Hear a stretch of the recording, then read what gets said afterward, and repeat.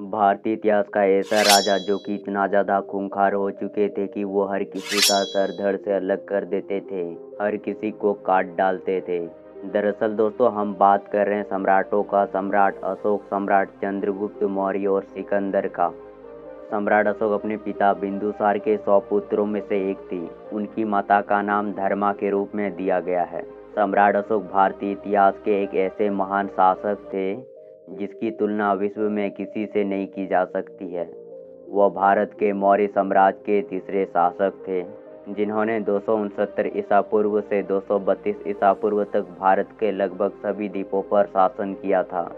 सम्राट अशोक के उसके अद्भुत साहस, पराक्रम, निडरता के वजह से भी जाना जाता है। सम्राट अशोक एक ऐसे शासक थे जिन्होंने अपने शासन काल में अपनी कुशल कूटनीति का इस्तेमाल करके मौर्य साम्राज्य का विस्तार किया था। इतिहास में अगर हम देखें तो उसके जैसे निडर सम्राट न कभी हुआ न शायद कभी होगा। उनके रहते हुए मौर्य साम्राज्य पर कभी भी कोई विपत्ति नहीं आई थी। फिर एक ऐसा दौर आया जिसमें सबको हिला के रख दिया। तकरीबन 261 ईसा पूर्व में भारतीय इतिहास के सबसे शक्तिशाली और ताकतवर योद्धा सम्राट अशोक ने अपने मौर्य साम्राज्य का विस्तार करने के लिए कलिंग राज पर आक्रमण कर दिया और इसके खिलाफ युद्ध की घोषणा भी कर दी।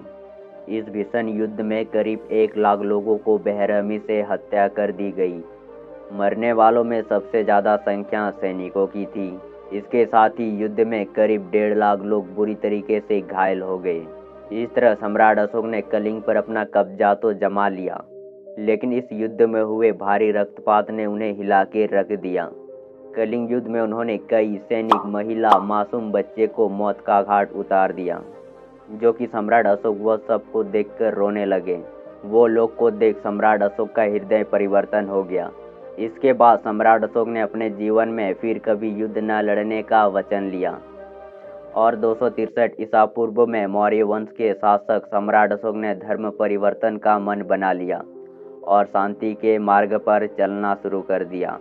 कलिंग युद्ध के घटना के बाद सम्राट अशोक ने बौद्ध धर्म को अपना लिया और अपने राज्य में इस धर्म का प्रचार भी किया और लोगों को जीव और मानव के प्रति दया भाव रहने का संदेश दिया, जिसने अपने जीवन में कभी भी पराजय नहीं देखे थे। हम बात कर रहे हैं सिकंदर का, जो कि महज 12 साल के उम्र में उन्होंने एक जंगली बिगड़ेल घोड़े को काबू कर लिया था।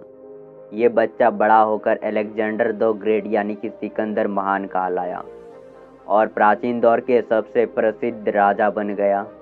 मैसेडोनिया के रहने वाले सिकंदर का जन्म 356 ईसा पूर्व में हुआ था। मैसेडोनिया उत्तरी यूनान से बाल्कन तक फैला हुआ इलाका था। उसके पिता को उसके ही सुरक्षा गार्ड ने हत्या कर दी, जिसके बाद एक नया राजा बनने का संघर्ष शुरू हुआ।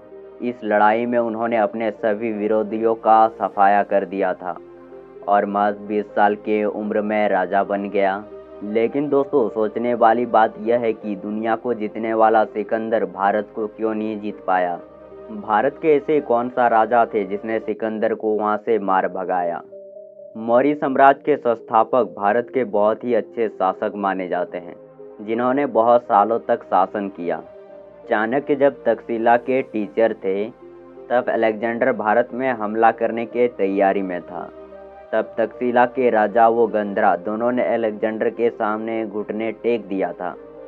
चाणक्य ने देश के अलग अलग राजाओं से मदद मांगी। पंजाब का राजा प्रभुस्वर ने अलेक्जेंडर को युद्ध के लिए ललकारा, लेकिन पंजाब का राजा को हार का सामना करना पड़ा। जिसके बाद चाणक्य ने धनानंद नंदा साम्राज्य के शासक से मदद मांगी, लेकिन उन्होंने भी बिल्कुल साफ साफ मना कर दिया और साथ ही चाणक्य का मजाक भी उड़ाया गया। और दोस्तों अगर आपने अभी तक वीडियो को लाइक एंड चैनल को सब्सक्राइब नहीं किया तो फटाफट से वीडियो को लाइक एंड चैनल को सब्सक्राइब कर दीजिएगा। इस घटना के बाद चाणक्य ने तय किया कि वो एक अपना नया साम्राज्य खड़ा करेंगे जो कि उसके अनुसार नीति से चले, जिसके लिए उन्होंने चंद्रगुप्त मौर्य को चुना। चंद्रगुप्त मौर्य ने अलेक्जेंडर को चाणक्य नीति के अनुसार ही चलकर हराया था। इसके बाद चंद्रगुप्त मौर्य एक ताकतवर शासक के रूप में सामने आ गई। मौर्य साम्राज्य का स्थापना करने वाले चंद्रगुप्त मौर्य ने युद्ध में मेडासन का राजा सिकंदर को हराया था। तो दोस्तों तीनों में सबसे महान कौन है, कमेंट करके ज़रूर बताना। तो मिलते हैं अगले वीडियो पे, तब तक के लिए बाय बाय।